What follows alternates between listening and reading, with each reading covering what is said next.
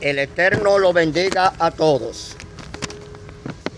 En esta tarde vamos a continuar con un mensaje totalmente profético por las Escrituras, sin sacar los textos de contextos, tampoco sin interpretar las Escrituras. Vamos a continuar como habíamos prometido, y el tema se titula Revelación del misterio. Padre, salí de ti. Vuelvo a repetir el tema. Padre, salí de ti. Hablando Yahshua HaMashiach, hablando Jesús el Mesías. ¿Quién es ese hijo que salió del Padre?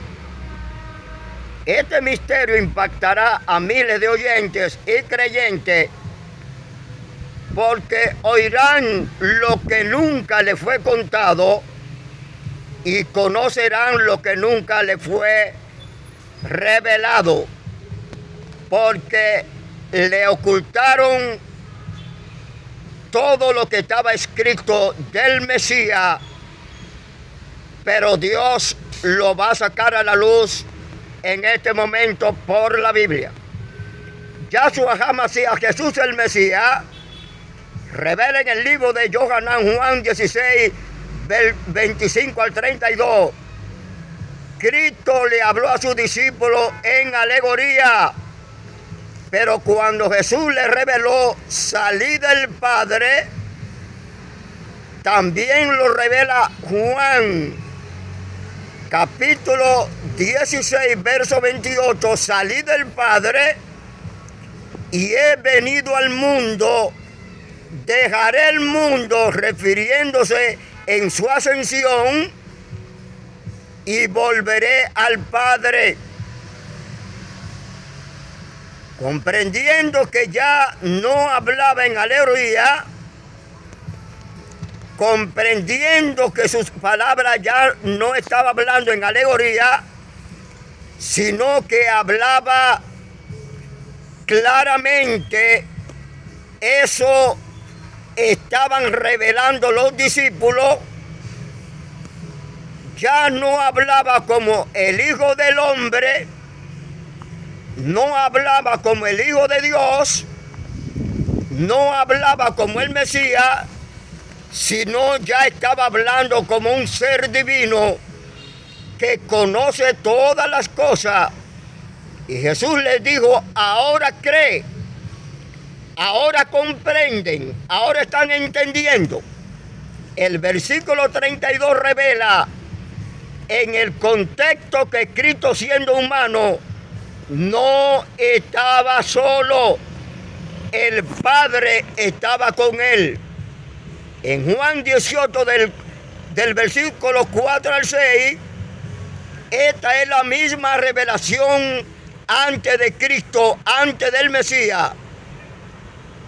Dice que Jesús, subiendo, sabiendo todas las cosas, no como un simple hombre, sino como divino, por su doble naturaleza, se adelantó a los alguaciles, a los intérpretes de la ley, antes de que vayan a tomarlo preso, y le dijo: ¿a quién buscáis?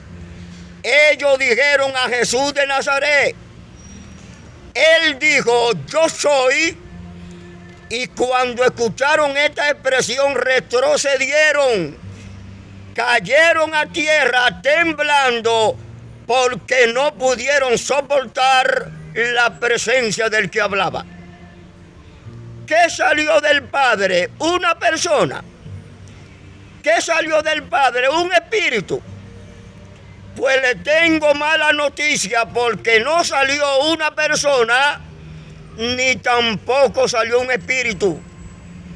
Se lo revelé en el video anterior y vuelvo a revelárselo. Salió su palabra. Isaías 45, 23. el mismo Eterno revela y él dijo, por mí mismo hice juramento. De mi boca salió palabra y no será revocada, que a mí se doblará toda rodilla y toda lengua confesará.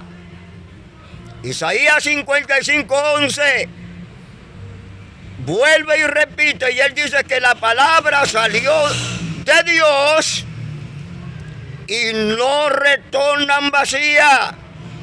Ellas salieron para la misión el cual Dios la envía. La palabra sale de Dios porque la palabra es Dios, como lo revelé en el versículo anterior. Y concluyendo, porque ya está revelado en el otro video, solamente escudriña en 1 de Juan 1, del 1 al 2, donde revela sobre la palabra de vida que estuvo junto con los apóstoles. La Biblia revela que el Padre estaba morando en Jesús, estando Jesús como Mesías en la tierra. Aquí te revelamos lo que te ocultaron. En 2 de Corintios 4, 3 al 4, Pablo revela que si el evangelio estaba encubierto entre los que se pierden, seguirá encubierto, porque el Dios de este siglo, Satanás, que ya solo reprenda, le cegó el entendimiento a los incrédulos para que no le resplandezca la luz del evangelio, porque Cristo es la imagen de Dios. Dice en Colosenses 1, 15 y 16, revela que Cristo es la imagen del Dios invisible, porque en Él, en Cristo, fueron creadas todas las cosas, visibles e invisibles, sean tronos, sean dominios, sean principados, sean potestades.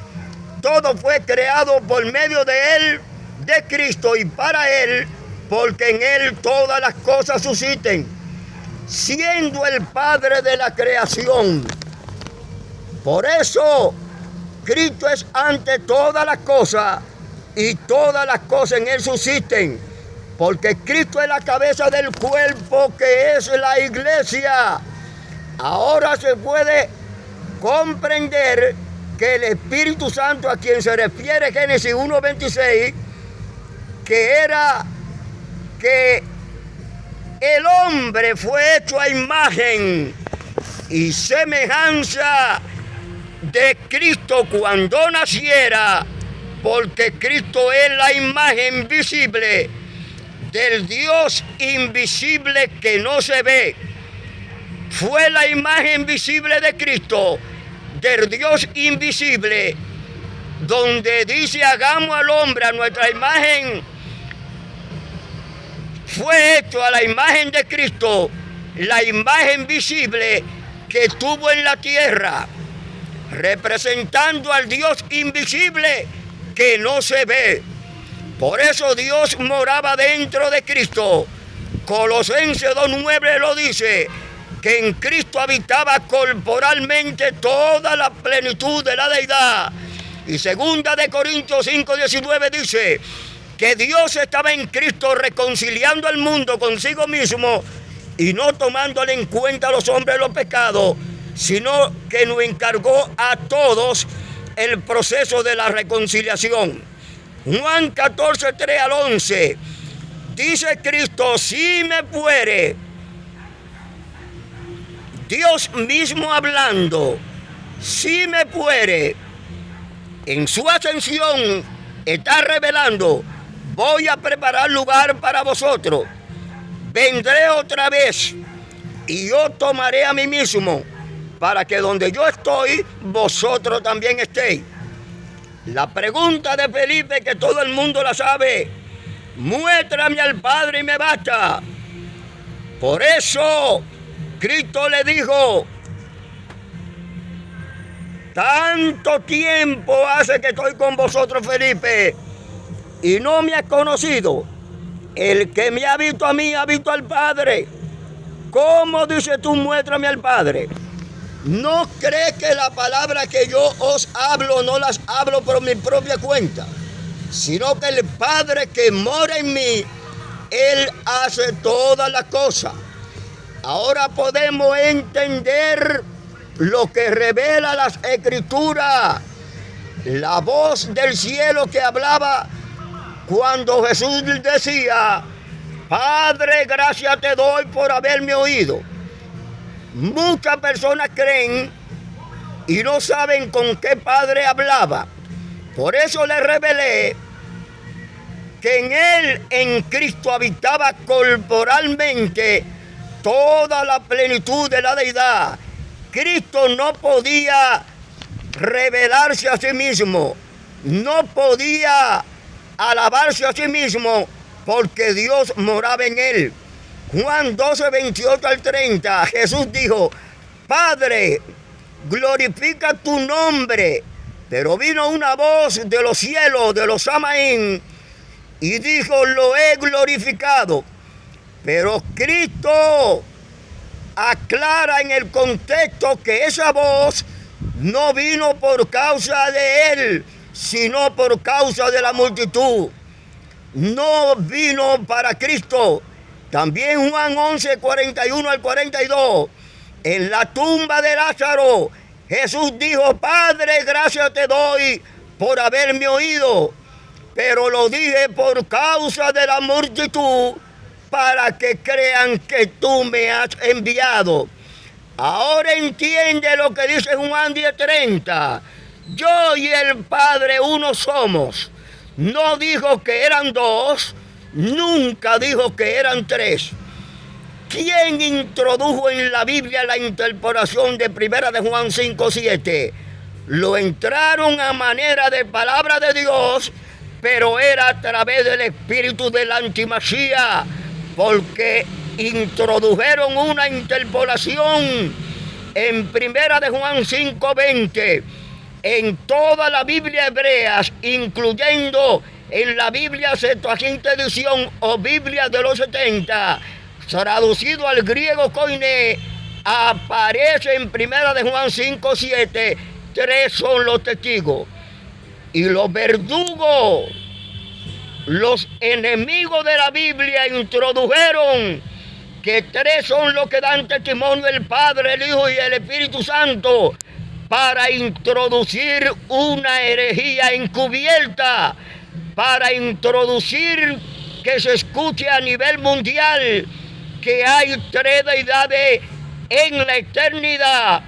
Pero en la palabra de Dios no cabe, en la Biblia no cabe, lo que no es de Dios no cabe, porque ni una yo ni una tilde podrá ser sacada de la Biblia. El que le añade o le quite sea anatema. Por eso exhorto a que no saquemos los textos de contextos, tampoco le demos interpretación humana. ¿Quién introdujo en la Biblia esa interpolación? El erudito llamado Desiderio Erasmo incorporó la palabra en texto espurio a manera de Dios, pero no era de Dios, sino porque no era una palabra inspirada por el Espíritu de Dios, sino a través del espíritu del anticristo hablando.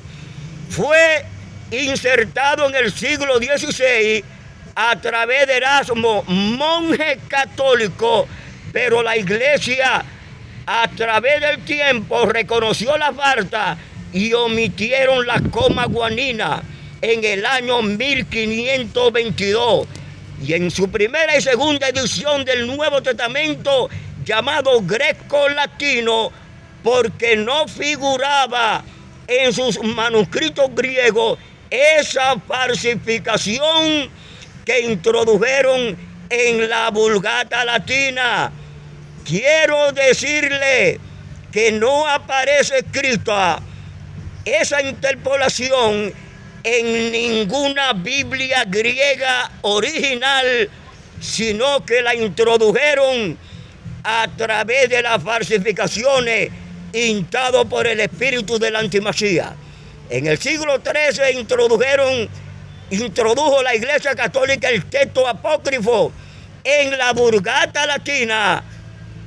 Por eso no aparece en ningún texto esa falsificación. Lo mismo hicieron con Mateo 28, 19, donde introdujeron un falso bautismo, invocando 3 títulos, pero el primero en anunciar el bautismo en su nombre antes de su ascensión, antes de ascender a los Samaín, fue Yahshua HaMashiach, Jesús el Mesías.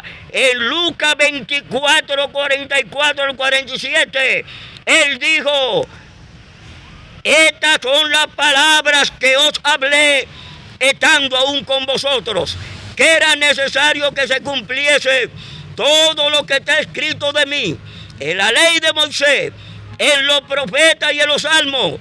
Le abrió el entendimiento para que comprendiesen las escrituras y les dijo: así está escrito y así fue necesario que el Cristo padeciese, resucitase de los muertos al tercer día, y que se predicase en su nombre el arrepentimiento y el perdón de pecados en todas las naciones, comenzando de Jerusalén. Vosotros sois testigos.